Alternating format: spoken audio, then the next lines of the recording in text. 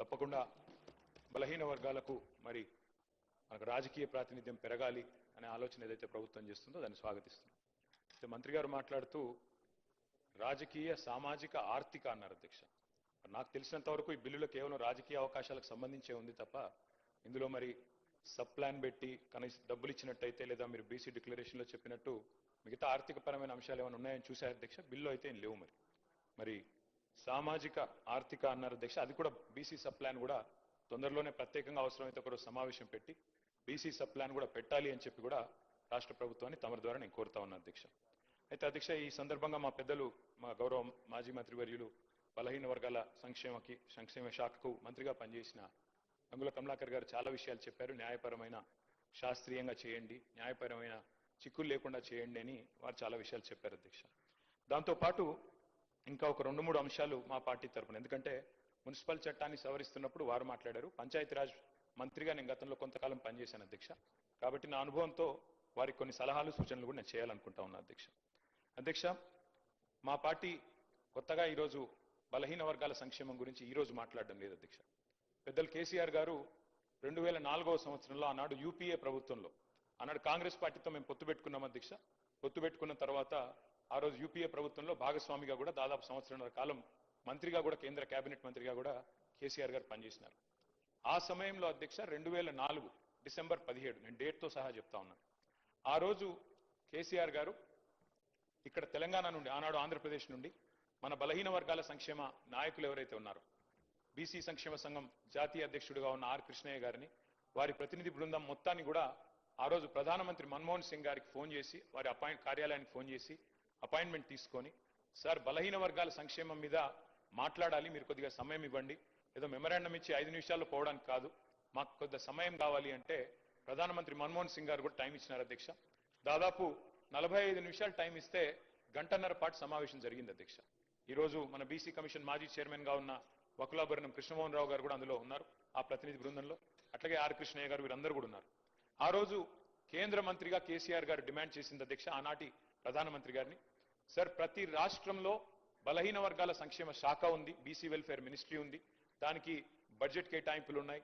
ఆ రకంగా బలహీన వర్గాల సంక్షేమం కోసం ప్రతి రాష్ట్రంలో భారతదేశంలో ఏదో కార్యక్రమం జరుగుతూ ఉంది. కానీ కేంద్రంలో ఓబీసీ వెల్ఫేర్ మినిస్ట్రీ లేదు, ఓబీసీ వెల్ఫేర్ మంత్రిత్వ శాఖ లేదు.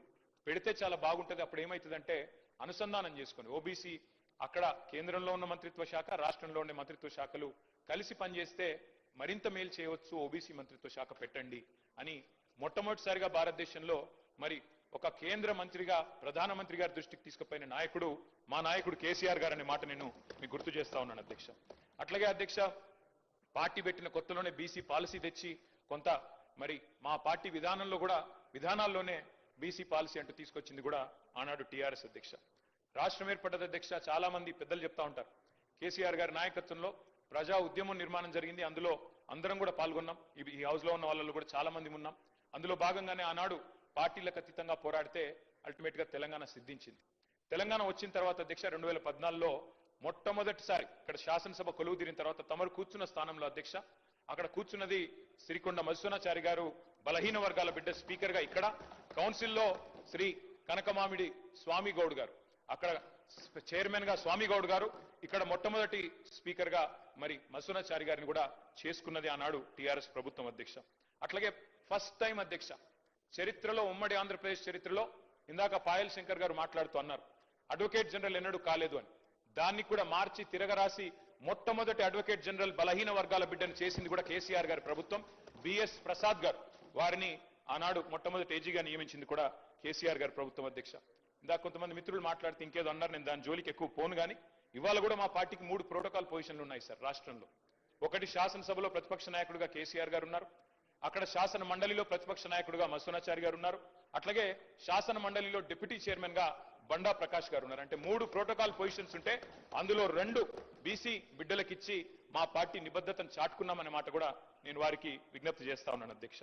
అట్లాగే అధ్యక్ష మా ప్రభుత్వం ఉన్నప్పుడు చట్టసభల్లో మేము 2 సార్లు తీర్మానం చేశాం అధ్యక్ష. ఇక్కడ శాసనసభలో, అక్కడ శాసన మండలిలో 2 తీర్మానాలు చేసి పంపించినాం ఏకగ్రీవంగా. ఆ రోజు కాంగ్రెస్ పార్టీ కూడా మాకు మద్దతు పలికింది.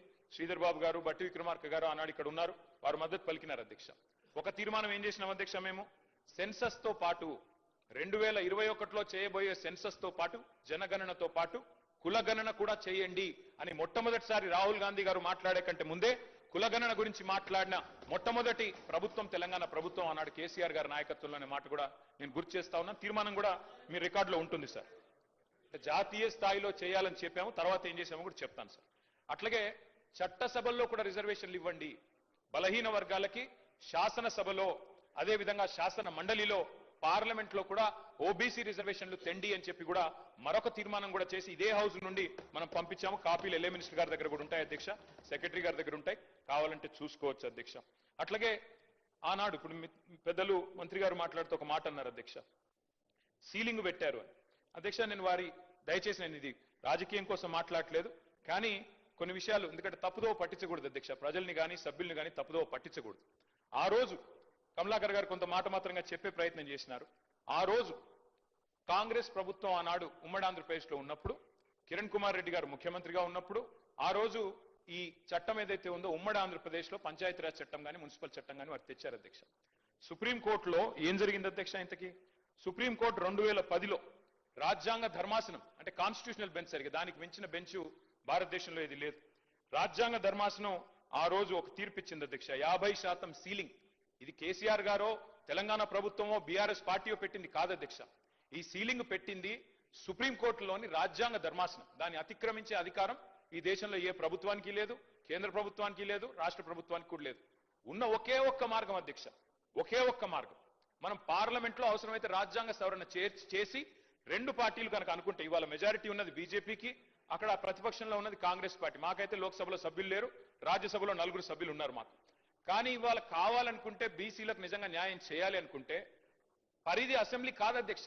ఇక్కడ మనం ఎంతసేపు మనం ఇక్కడ మాట్లాడినా, ఎంత గట్టిగా మాట్లాడినా, ఒకరి మీద ఒకరు ఎన్ని పంచులేసుకున్నా, పొలిటికల్ డైలాగులు కొట్టినా, నిజంగా న్యాయం జరగాలంటే మాత్రం పార్లమెంటులో రాజ్యాంగ సవరణ ద్వారా మాత్రమే, 9th షెడ్యూల్లో చేర్చడం ద్వారా మాత్రమే ఇది పరిష్కారం అయితే తప్ప వేరే మార్గం లేదు అధ్యక్ష. ఇది వాస్తవం. ఇది ముఖ్యమంత్రి గారికి తెలియదు, కేబినెట్ లో ఉండే మంత్రులకు తెలియదని నేను అనుకోను అధ్యక్ష, వారికి కూడా తెలుసు. కానీ వారు పాపం వారు ఇరుక్కొని పోయినారు అధ్యక్ష. నేను వేరే ఉద్దేశంతో చెప్పట్లేదు. మీరేమనుకున్నారు అధ్యక్ష? బీసీ డిక్లరేషన్ పెట్టినారు అధ్యక్ష కామారెడ్డిలో. పెట్టినప్పుడు పాపం వారు ఏం చెప్పాలి నిజాన్ని చెప్పడం, మేము కేంద్రంలో కూడా అధికారంలోకి వస్తే ఈ రకంగా చేస్తామని చెప్పిండాలి. కానీ ఆదరబాదరగా ఏం చెప్పినారు, 6 నెలల్లోనే 42% రిజర్వేషన్ ఇచ్చేస్తాం అని చెప్పారు అధ్యక్ష. చెప్పిన తర్వాత ఇక్కడ బీసీ సమాజం నుంచి ఒత్తిడి పెరిగినాక ఏం చేయాలి అధ్యక్ష? మరి ఏదో చేసినట్టు ఉండాలని చెప్పి ఇది 4వ ప్రయత్నం. మాకు ఆశ్చర్యంగా ఉంది అధ్యక్ష, ఎందుకంటే చాలా ఆశ్చర్యంగా అనిపిస్తా ఉంది. ఇదే ప్రభుత్వం చెప్పింది అధ్యక్ష. ఏం చెప్పారు మీరు? మొదటిసారి మేము రాజ్యాంగబద్ధంగా సాధిస్తామని మొదటిసారి చెప్పారు, ఒకసారి చెప్పారు. తర్వాత ఆర్డినెన్స్ ద్వారా వస్తామని ఇంకోసారి చెప్పారు. మరొకసారి పార్టీ పరంగా అన్నారు. ఇంకోసారి రాహుల్ గాంధీ గారు ప్రధానమంత్రి అయిన తర్వాత ఇస్తామన్నారు. మళ్ళీ ఈ రోజు మళ్ళీ బిల్ తెస్తా ఉన్నారు. అంటే ఒకటే పార్టీ 5 రకాలుగా మాట్లాడితే, 5 సందర్భాల్లో మాట్లాడితే ఈ రాష్ట్రంలో ఉన్న బీసీ బిడ్డలు చూస్తలేరా అధ్యక్ష? అర్థం చేసుకుంటలేరా మీ నిజాయితీని కానీ, మీ చిత్తశుద్ధిని కానీ? అంటే చిత్తశుద్ధి లేని శివ పూజ చేస్తూ ఇవాళ ప్రతిపక్షం మీద నెపం పెట్టి తప్పించుకుంటామంటే కుదరదు అధ్యక్ష. మేము ఇప్పటికి కూడా చిత్తశుద్ధితో చెప్తున్నాం, సిన్సియర్గా చెప్తున్నాం, సంపూర్ణంగా స్వాగతిస్తాము. మీరే చెప్పారు, గౌరవ ముఖ్యమంత్రి గారు చెప్పారు అధ్యక్ష, ఇదే హౌస్ లో చెప్పారు మార్చిలో. ఏమన్నారు అధ్యక్ష? కేసీఆర్ ప్రభుత్వం ఉన్నప్పుడు కూడా 37% రిజర్వేషన్ స్థానిక సంస్థల్లో ఇవ్వాలి అని చెప్పి ఇక్కడ నుంచి బిల్లు పంపించారు పార్లమెంట్కి. పార్లమెంట్ నుంచి ప్రెసిడెంట్ ఆఫ్ ఇండియాకి పోయింది, ఇంకా ప్రెసిడెంట్ ఆఫ్ ఇండియా దగ్గర పెండింగ్ ఉంది. ఇప్పుడు మనం 42% సాధించాలి అంటే ఆ 37% అని పంపిన ఫైల్ మేము వెనకకు తెప్పించి ఈ 42% పంపిస్తాం ప్రెసిడెన్షియల్ అసెంట్ కోసం అని చెప్పినారు. మరి నేను అడుగుతా ఉన్నా అధ్యక్ష, ఆ రోజు మేము చిత్తశుద్ధితో ప్రయత్నం చేయలేదా? మేము 37% బిల్లు పంపలేదా? ఆ రోజు మరి అంత ప్రయత్నం చేసిన మమ్మల్ని పట్టుకొని ఇవాళ నోటికొచ్చినట్టు మాట్లాడితే ఇది మంచిదా? దయచేసి ఆలోచించండి. ఇంకొక మాట కూడా నేను అడుగుతా ఉన్నా అధ్యక్ష. రాజ్యసభ సభ్యులు మాకు ఇవాళ 4 ఉన్నారు అధ్యక్ష. మా పార్టీ ప్రభుత్వంలో ఉన్ననాడు మాకు అవకాశాలు వస్తే పెద్దలు కేశవరావు గారు, పెద్దలు డి శ్రీనివాస్ గారు, పెద్దలు బండా ప్రకాష్ గారు, పెద్దలు లింగయ్య యాదవ్ గారు, పెద్దలు గాయత్రి రవిచంద్ర గారు, వద్దిరాజు రవిచంద్ర గారు, వీరందరినీ కూడా 5గురిని రాజ్యసభకు నామినేట్ చేసింది బలహీన వర్గాల బిడ్డల్ని కేసీఆర్ ప్రభుత్వం కాదా అధ్యక్ష? అవకాశం వచ్చినప్పుడు అద్భుతంగా ఇవన్నీ చేయలేదా మేము? అట్లాగే ఇంకొక మాట కూడా నేను అడుగుతా ఉన్నా అధ్యక్ష. ఎస్, రాహుల్ గాంధీ గారు ఒక నినాదం ఇచ్చారు అధ్యక్ష, జిత్నా ఆబాదీ ఉత్నా హక్, జిత్నీ బాగేదారి ఉత్నీ ఇస్సేదారి. మంచి మాట అధ్యక్ష, మంచి మాట, మంచి ఆలోచన, డెఫినెట్లీ ఆచరణీయం, అనుసరణీయం, తప్పకుండా సాధించాలి. కానీ నేను అడుగుతా ఉన్నా అధ్యక్ష, రాహుల్ గాంధీ గారు ఇవాళ ఓట్ చోరీ గురించి దేశం అంతా మాట్లాడుతున్నారు. మరి 42% రిజర్వేషన్ విషయంలో ఇక్కడ జరిగిన ప్రయత్నాన్ని ఎందుకు వారు పార్లమెంట్లో లేవనెత్తలేరు? కాంగ్రెస్ పార్టీకి 100 మంది ఎంపీలు ఉన్నారు అక్కడ. మీరెందుకు గట్టిగా పట్టుబడతలేరు? పార్లమెంట్లో 42% మీద అక్కడ కదా జరగాల్సింది చర్చ, అక్కడ కదా జరగాల్సింది రాజ్యాంగ సవరణ. అక్కడ చేయాల్సిన ప్రయత్నం చేయకుండా ఇక్కడ ఎంత చేస్తే కంఠశోష తప్ప ఏమొస్తుంది అధ్యక్ష? అల్టిమేట్ గా చేయాల్సిన చోట చేయాల్సిన కాడ ప్రయత్నం చేయకుండా ఇక్కడ ఉండే మన బీసీ బిడ్డల్ని మభ్యపెట్టడానికో రేపు స్థానిక సంస్థల ఎన్నికల్లో కొంత ప్రయోజనం పొందడానికో ప్రయత్నం చేసినా ఇవాళ మేధావులు జస్టిస్ ఈశ్వరయ్య గౌడ్ లాంటి మేధావులు, మన మాజీ రిటైర్డ్ అధికారి చిరంజీవులు గారు లాంటి మేధావులు అందరూ కూడా మాట్లాడుతున్నారు. బలహీన వర్గాల బిడ్డలు బయట వేదికల్లో మాట్లాడుతున్నారు. రాజ్యాంగ సవరణ చేయాలని చెప్పి కోరుతా ఉన్నారు. అధ్యక్ష, డిక్లరేషన్ ఒక్కటే సరిపోదు, డెడికేషన్ కూడా ఉండాలి అధ్యక్ష. డెడికేషన్ ఉంటే తప్పకుండా ప్రజలు హర్షిస్తారు, స్వాగతిస్తారు. మిమ్మల్ని నేను కోరుతా ఉన్నా అధ్యక్ష, మీరు చేసినారు ప్రయత్నం, ఒక హౌస్ హోల్డ్ సర్వే చేసినారు మీరు, దాని పేరు సిఈపిసి ఏదో పెట్టినారు. మాట్లాడితే మమ్మల్ని అంటారు కేసీఆర్ పాల్గొనలే, కేటీఆర్ పాల్గొనలే, హరీష్ రావు. సార్ మేము ముగ్గురం అఫిడవిట్లు ఇచ్చినాం, ఎలక్షన్ అఫిడవిట్లు మీ కాడనే ఉన్నాయి, ఎలక్షన్ కమిషన్ కార్డు ఉన్నాయి. అలా నేను ఓసీయా బీసీయా మీకు తెలుసు, నేను పాల్గొంటే ఏంది పాల్గొనకపోతే ఏంది, కానీ తప్పు చేసింది మీరు. ఇవాళ 6% జనాభా తగ్గింది మీ సర్వేలో. కేసీఆర్ గారు చేసినప్పుడు హౌస్ హోల్డ్ సర్వేలో కేసీఆర్ ప్రభుత్వం చేసినప్పుడు 52%గా వచ్చిన బలహీన వర్గాల సంఖ్య 6% ఎట్లా తగ్గింది అనే ఆలోచన మీరు చేసిండ్రా? ఎక్కడన్నా రివ్యూ చేసిండ్రా? ఎన్నడన్నా ఒక్కసారి ప్రయత్నం చేసిండ్రా చిత్తశుద్ధితో? అది చేయలే. ఎంతసేపు ముగ్గురు పాల్గొనకపోతే 6% తగ్గుతుందా అధ్యక్ష? మేము కేసీఆర్ గారు, నేను, హరీష్ రావు గారు పాల్గొనలేదు. సరే, మాది ఏందో ఎలక్షన్ అఫిడవిట్ ఉండనే ఉన్నది, అలా మేము ఓసీఆ బీసీఆర్ రాష్ట్రం అందరికి తెలుసు. తెల్లారలేస్తే ముఖ్యమంత్రి గారు దెప్పి పొడుస్తానే ఉంటాడు. కాబట్టి నేనేమంటున్నా అధ్యక్ష, మేము పాల్గొనంత మాత్రాన 52%, 46% కాదు కదా అధ్యక్ష. ఇవాళ నిజంగా బలహీన వర్గాలకు చిత్తశుద్ధితో మీరు సేవ చేయాలనుకుంటే మీరు చెప్పిండాలా, డిక్లరేషన్ పెట్టినప్పుడే చెప్పిండాలా. కండిషన్స్ అప్లై, రాహుల్ గాంధీ ప్రధానమంత్రి అయితేనే ఇస్తాం, లేకపోతే ఇయ్యమని చెప్పిండాలా. అది మీరు చెప్పలేదు. ఇవాళ మీరు మమ్మల్ని అంటా ఉన్నారు. ఇంకొక మాట నేను అడుగుతా ఉన్నా, మా పొన్నం ప్రభాకర్ అన్న అంటే మాకు గౌరవం. వారు నిజంగా కూడా తప్పకుండా ఉద్యమంలో పాల్గొన్న వ్యక్తి. ఆనాడు పార్లమెంట్లో చట్టంలో కేసీఆర్ గారు స్వయంగా చెప్పారు, మేము చెప్పడం కాదు అధ్యక్ష, కరీంనగర్ లో మీటింగ్ పెట్టి మరీ చెప్పారు. బ్రహ్మాండంగా కొట్లాడుతున్నాడు మా పొన్నం ప్రభాకర్ అన్న పార్లమెంట్ సభ్యుడిగా అని చెప్పారు అధ్యక్ష. We stand by that. మీరంటే గౌరవం ఉంది. వారిని నేను కోరుతా ఉన్నా అధ్యక్ష, వారు చెప్పాలి. ఇవాళ మీరు ఆలోచన చేయండి. బీసీ సబ్ ప్లాన్ అని చెప్పారు, తేవట్లేదు సార్, పెట్టండి. రేపు ఎల్లుండి హౌస్ పెడతారా, ఇంకో నిమజ్జనం తర్వాత పెడతారా, మీ ఇష్టం. కానీ బీసీ సబ్ ప్లాన్ చట్టం తెండి. ఎందుకంటే ఒక పదవులతోనే రాజకీయంగా అవకాశాలు ఇవ్వడంతోనే న్యాయం జరగదు. సామాజిక న్యాయం, ఆర్థికంగా, రాజకీయంగా అవకాశాలు రావాలి అంటే ప్రభాకర్ సార్, గౌరవ సభ్యులు చెప్పినట్టుగా బీసీ సబ్ ప్లాన్ కి సంబంధించి పార్టీ పరంగా, ప్రభుత్వ పరంగా సభాపతి నిర్ణయం చేయడం, ఒక రోజు తప్పకుండా చర్చ జరగాల్సిన అవసరం నేను కూడా కోరుకుంటా ఉన్నా.